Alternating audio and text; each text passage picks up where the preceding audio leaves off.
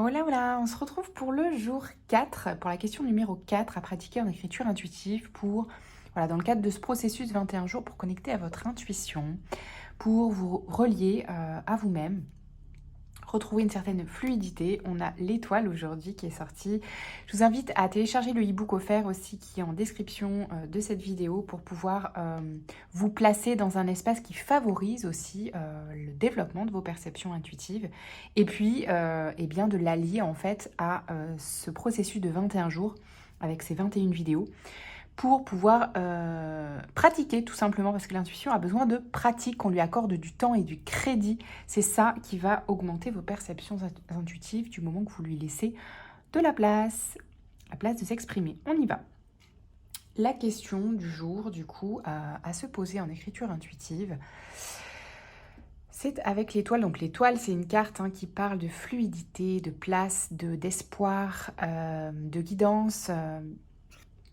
C'est aussi une carte qui va parler du fait de se sentir à sa place, du coup, d'où la fluidité, l'évidence en fait. Donc la question qui m'est venue, c'est effectivement comment retrouver sa voix et être à sa place. Donc comment retrouver ma voix et être à ma place. Vous pouvez poser ça en écriture intuitive, incarner un stylo, minimum 15 minutes par jour dans un endroit calme où vous ne serez pas dérangé. Vous laissez partir votre main et le stylo sans mentaliser, sans chercher à comprendre même ce qui s'écrit. Ok, je tire une question de choix pour avoir un élément supplémentaire et secondaire que vous pouvez poser du coup en question secondaire sur votre carnet. Et si le moment était venu de faire un choix? Je choisis pour les 10 prochaines secondes et j'accepte que le choix peut être différent lors des 10 secondes qui suivent. Il est temps de s'engager et de se jeter à l'eau. Ici, dans la question secondaire, que vous pouvez poser telle quelle pour éclairer, préciser la première question, vous pouvez poser donc, et si le moment était venu de faire un choix, est-ce que je m'autorise à changer de direction si c'est juste? Quel est le projet ou la direction qui est juste pour moi, ici et maintenant? Voilà, vous pouvez tourner la question de différentes manières, mais il y a une question de choix ou d'engagement. Quel est le choix? Vous pouvez aussi poser comme question, quel est le choix ou l'engagement que je ne m'autorise pas encore à faire? D'accord? Ok. On va voir, du coup, j'apporte ici des éléments de réponse. Donc, je vois ce qui vient, en fait, dans le processus, si le message, c'est de nous apporter un éclairage sur le processus pour connecter à notre intuition. Pour certains, ça va être aussi des éléments de réponse aux deux questions. Ça va parler à certains et pas pour d'autres, puisque c'est un tirage général. Mais ça peut permettre à certains d'avoir déjà des éléments de réponse. Et je vous invite surtout à tout de même faire le processus, l'écriture intuitive, puisque ça va vous apporter des précisions et vous n'êtes... Il n'y a pas mieux en fait que vous pour avoir vos propres ressources et interpréter les messages en fait qui viennent à vous. Donc c'est très important. Du coup, on a l'as d'épée, pardon, le roi de bâton et le 8 de coupe. Alors, ici, il y a une notion de victoire, de clarté aussi, sur peut-être un choix justement à entreprendre. Il y a une notion d'action, donc soit c'est un projet entrepreneurial, soit c'est quelque chose que vous devez entreprendre ou dans lequel vous êtes entreprenant en tout cas. Ça peut être une situation aussi, ça peut être du relationnel. Donc il y a un choix qui vous invite à laisser quelque chose derrière vous. Donc pour certains, ça peut parler de choix de plutôt laisser quelque chose, d'accord? Probablement justement pour amener un autre engagement derrière. Je vois du coup le message un peu qui vient, mais pour moi ici, la première étape pour certains, c'est d'accepter, de choisir, de lâcher soit un projet qui vibre pas ou plus, soit une personne, une relation qui ne vibre plus, ou une situation ou un environnement qui ne vibre plus, voilà, et qui vous freine en fait, parce que vous ne choisissez pas de lâcher ça. Pour moi, c'est ça qui vient très clairement. Et derrière, en plus, on a la tour, le pendu et le roi de Pentacle. Oui, donc c'est clairement ça. Pour moi, il y a quelque chose qui demande, quelque part, à s'écrouler, à être déconstruit complètement, pour pouvoir voir, en fait, parce que là, vous êtes embué par quelque chose, à mon avis, auquel vous vous attachez. Donc ça crée beaucoup de confusion et de résistance. Alors que si vous choisissez de laisser... vous voyez, vous essayez en fait de tenir.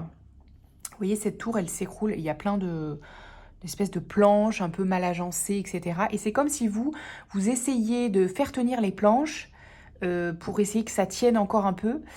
Et en fait, voilà, ce qui vous est demandé là, c'est de changer de point de vue et de lâcher les planches pour que ça s'écroule et que vous puissiez voir la lumière derrière, que vous puissiez avoir une révélation, laisser la place en fait à ce que puisse venir justement plus de clarté sur la direction à prendre, voyez. Donc pour moi, ça peut nécessiter pour certains une mise en pause ou c'est la raison pour laquelle ça n'avance pas, peut-être. Et que ça vous demande justement de changer de point de vue et de perspective sur ce sur quoi vous portez votre attention et que vous ne voulez peut-être pas lâcher, voyez. Parce que... alors ici, le roi de Pentacle, c'est un homme d'affaires, donc homme ou femme d'affaires, hein, c'est une énergie. Mais c'est quelqu'un qui fait fructifier quelque chose. Donc ça peut concerner le plan professionnel. Et ça nous dit que...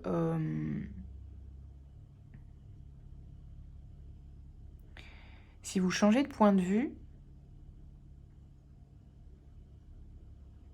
il y a quelque chose qui... Ou alors c'est votre point de vue, justement, qui vous fait croire que ça s'écroule alors que ça fructifie. Il y a un truc comme ça. Ou alors il y a deux choses en parallèle, deux situations. Mais c'est assez étrange. Alors, soit ou pour d'autres, il peut y avoir quelque chose qui s'écroule d'un côté et quelque chose qui fructifie ou qui avance de l'autre, vous voyez. Ça peut être aussi des relations, hein, une relation. Donc peut-être on vous demande de faire un arrêt sur image, de regarder les choses autrement et peut-être de vous tourner vers ce qui fonctionne plutôt que vers ce qui s'écroule. Vous voyez ce que je veux dire?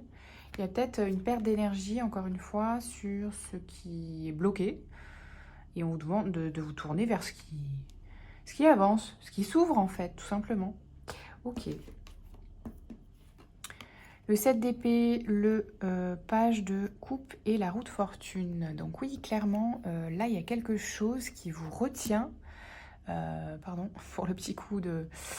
il y a quelque chose qui vous retient. Donc ça peut être des conditionnements, ça peut être une personne, ça peut être des croyances limitantes, ça peut être une emprise émotionnelle aussi pour certains. Sur le plan du cœur ou sur le plan... ça peut être de votre mental hein, aussi, hein, une emprise de votre mental qui s'obstine.